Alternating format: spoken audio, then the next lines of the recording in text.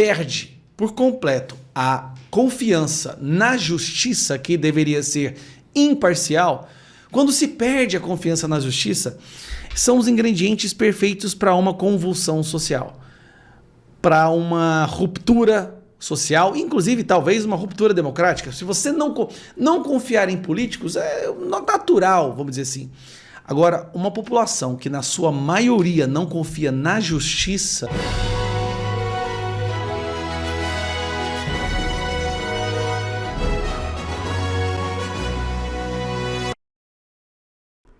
Bomba, bomba, bomba! Atenção, pessoal, que a notícia que eu vou trazer daqui agora para vocês é uma verdadeira bomba. Uma bomba sem precedentes. Para vocês entenderem do que eu estou falando, eu vou colocar a notícia aqui na tela para vocês verem. Lira alerta sobre PEC que pode enfraquecer o executivo e acirrar tensões entre poderes. Acompanhem comigo essa matéria para vocês entenderem o tamanho desta bomba. Em sua última semana como presidente da Câmara dos Deputados, Arthur Lira fez um alerta incisivo a aliados sobre os desdobramentos do embate entre o Congresso Nacional e o Supremo Tribunal Federal, em relação às emendas parlamentares. Lira destacou que caso o STF insista em interferir na gestão dos repasses, o Congresso poderá aprovar uma proposta de emenda à Constituição que tornaria obrigatórios todos os tipos de transferências decididas pelo Legislativo.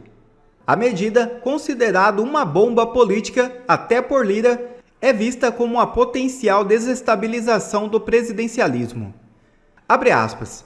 Seria o fim do presidencialismo, de qualquer governo, seja de direita, esquerda ou centro. Fecha aspas.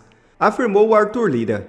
Segundo relatos de bastidores, a PEC, que enfraqueceria o poder executivo, ao retirar o seu principal instrumento de articulação política com o Congresso, foi apelidada por parlamentares de PEC do fim do governo. Apesar do acordo provisório, o clima entre os poderes continua tenso. Arthur Lira alertou que, independentemente de quem esteja no comando da Câmara ou Senado em 2025, a PEC poderá ser incluída na pauta, demonstrando que o Congresso está disposto a usar medidas extremas para garantir a autonomia entre as emendas. Bom, vocês entenderam o tamanho desta bomba, né? Se tirarem o repasse das emendas parlamentares da mão do Lula, acabou o poder de negociação dele com o Congresso. Acabou o governo. Já era. E tipo assim, vai ficar ruim para todos os outros presidentes que assumirem, porque eles vão ficar, tipo, na mão do Congresso completamente. E a situação do Lula não está nada boa mesmo. Até os próprios petistas estão contra ele. 3 petistas que votaram contra o pacote de Lula. Lula não consegue mais aglutinar nem o próprio partido, sinal claro de que o governo está capenga. Assim, a votação do pacote de corte fiscal do governo Lula, aprovada nesta quinta-feira 19 pela Câmara dos Deputados, contou com 3 votos contrários de parlamentares do Partido dos Trabalhadores. É isso mesmo. Os 3 deputados petistas contrários ao texto, Natália Bonavides, Dionilson Marcon e Rui Falcão. Além deles, os 12 deputados do PSOL e a deputada Dula Salabert votaram contra o texto. Até os próprios petistas já estão contra ele. A própria esquerda já está contra o Lula. Isso é sinal que ele não dura mais muito tempo no cargo.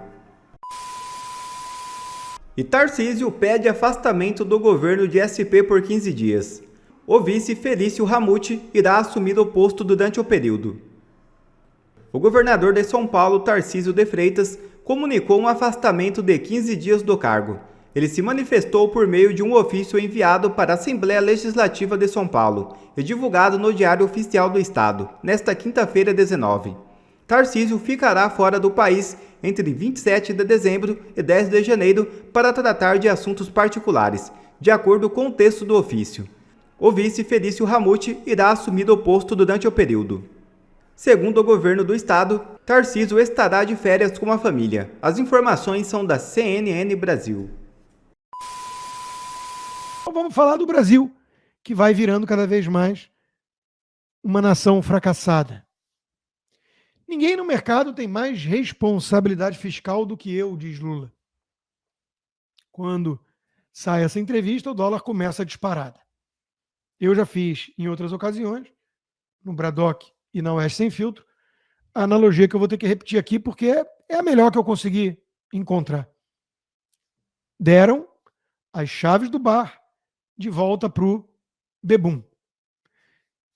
Ele não prometeu sequer que ia mudar. Apenas acharam que ele poderia querer mudar. E ele, bêbado, gritou: eu sou o mais sóbrio dessa bagunça, dessa jossa aqui.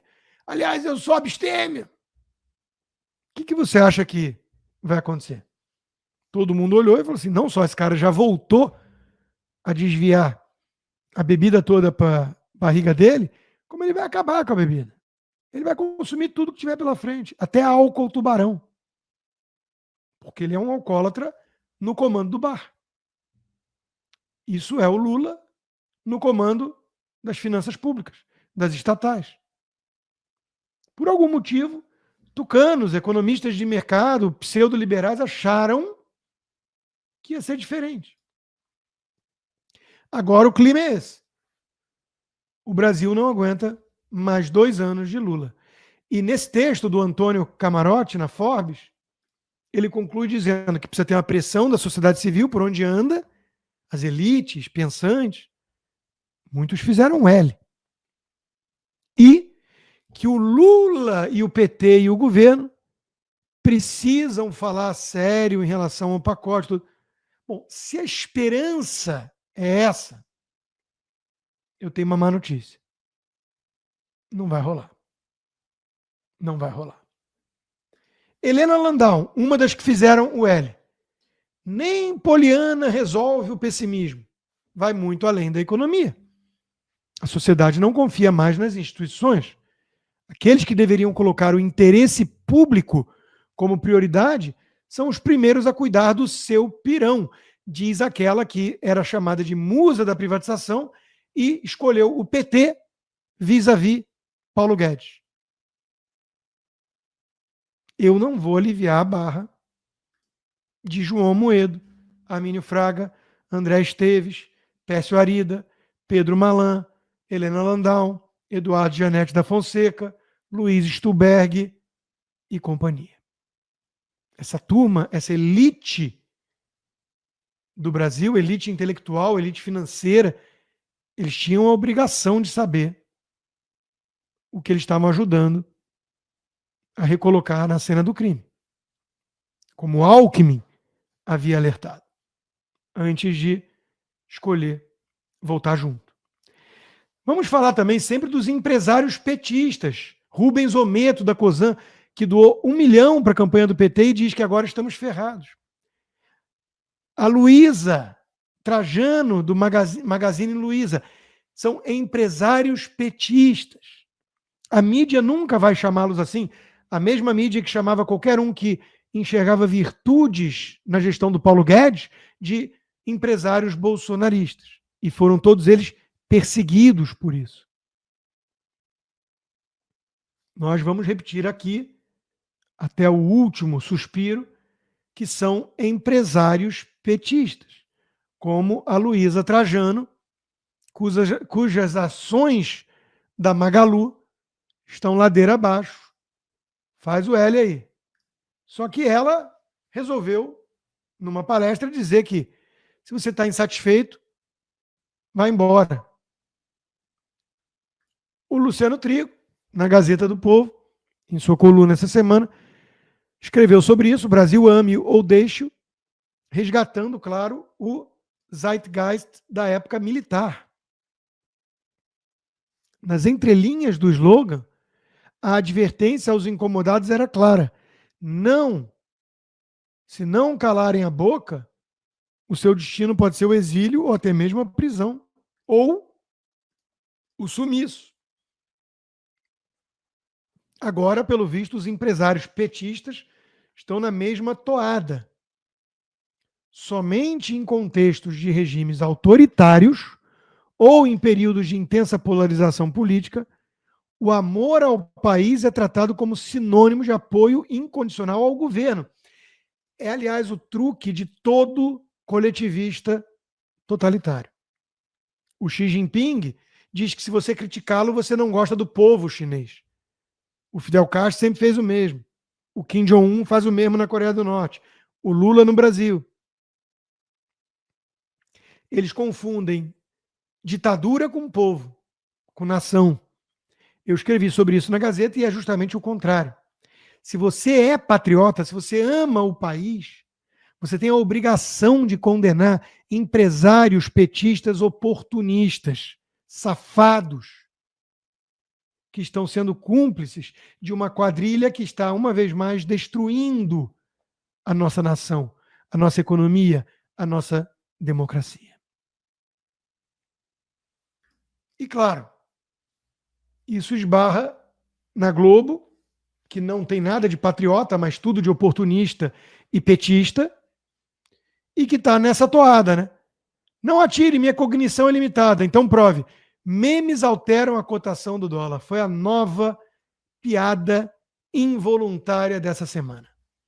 Daniela Lima, na Globo News, culpando os memes pela alta do dólar. Detalhe que a Polícia Federal embarcou nessa.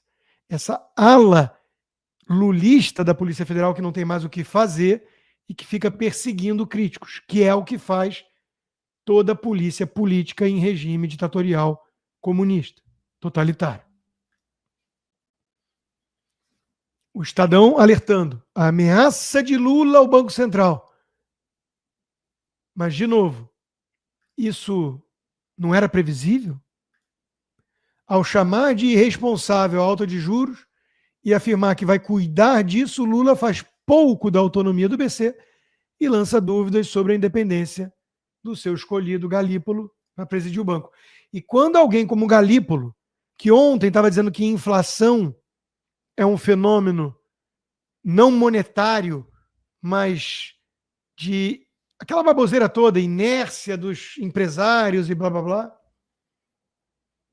Quando um sujeito que vai assumir o Banco Central agora não entende o que é o fenômeno da inflação e ele passa a ser tratado como a voz de bom senso no grupo, você sabe que a coisa ferrou, está lascada. É o Aloysio Mercadante no BNDES, o Fernando Haddad no Ministério da Economia, o Galípolo no comando do BC e o Lula comandando tudo. Como é que pode dar certo? São negacionistas econômicos. Negacionistas econômicos. Me pergunto se Haddad está sucumbindo a negacionismo econômico, diz Horácio Laffer Piva. Empresário vê falta de apoio ao ministro da Fazenda e prevê piora do cenário e do humor na economia. Não é preciso ser profeta, ter bola de cristal ou nem mesmo entender muito de economia para saber que essa turma vai destruir, uma vez mais, o nosso país. Para mim, hoje nós podemos reduzir os principais problemas do nosso país em dois. Um, obviamente, é o PT, Lula e toda essa facção criminosa que foi tirada da cadeia e colocada na presidência. Segundo, justamente o grupo de pessoas que se esforçaram para colocar esses criminosos na presidência, que é alguns ministros ali, a maioria dos ministros da nossa tão valiosa Suprema Corte. Minha opinião, o PT, essa facção criminosa, não vão chegar ao final de 2026. E se chegarem, estarão tão desgastados, com a nossa economia tão destruída, que eles terão vergonha de pedir voto para o seu candidato. Essa é a minha percepção real.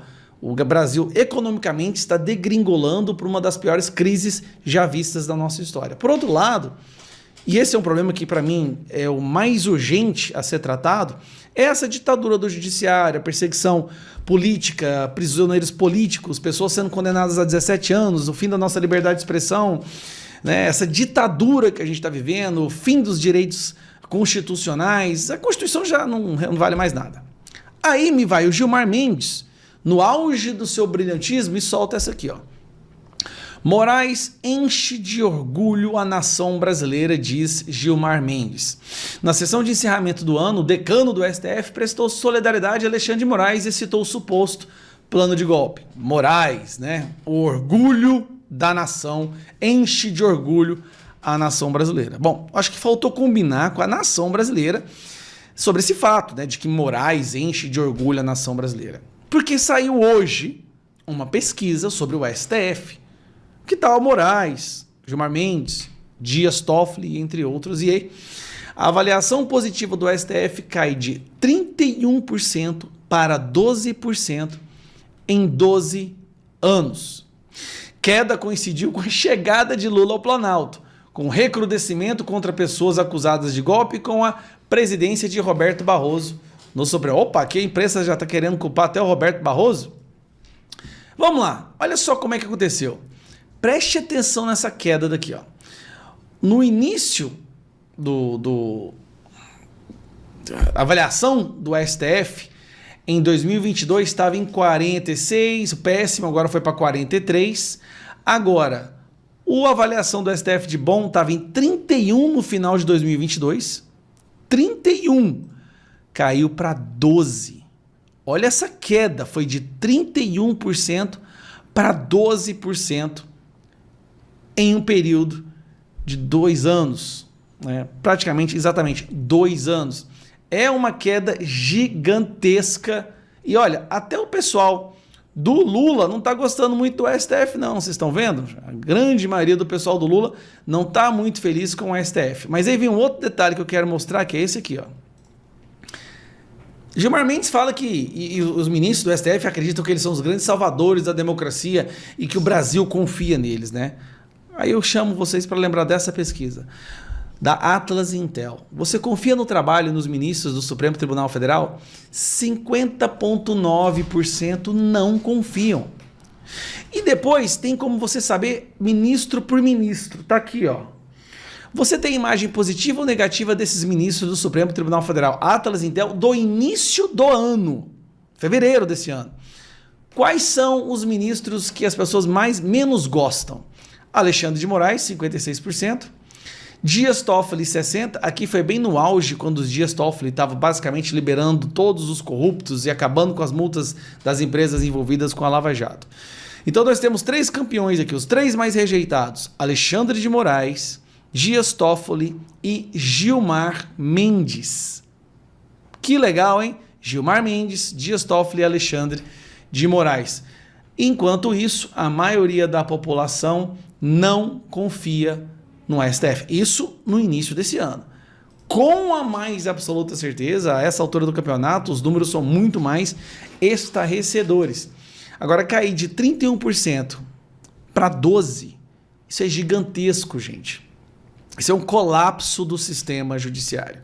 Então, o que nós temos no Brasil? Lula responsável pelo colapso econômico, Gilmar Mendes, Dias Toffoli e Alexandre de Moraes, esses 3 responsáveis pelo colapso do sistema judiciário. Quando uma nação perde por completo a confiança na justiça, que deveria ser imparcial, quando se perde a confiança na justiça, são os ingredientes perfeitos para uma convulsão social, para uma ruptura social, inclusive talvez uma ruptura democrática. Se você não confiar em políticos, é natural, vamos dizer assim.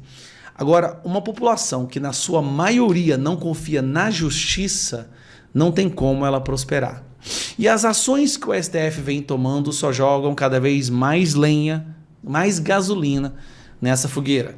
No final desse ano, nós tivemos buscas e apreensões nas casas de assessores de Carlos Jordi, Sóstenes, busca e apreensão na minha casa, várias construções de narrativas, Polícia Federal indiciando pessoas que não têm nada a ver com o golpe, condenações de pessoas por estarem... Eu não preciso falar isso aqui, todo mundo sabe exatamente o que eu estou te falando. Essa corda uma hora vai arrebentar. Esse é o problema. Uma hora essa corda vai arrebentar e todo mundo vai se prejudicar. Tá na hora, já passou da hora, de aprender a conviver e pacificar as coisas, mas eles não querem pacificar. Eles querem sangue de vingança contra pessoas que eles já imaginam que cometeram crimes, mesmo sem terem cometido provas para isso.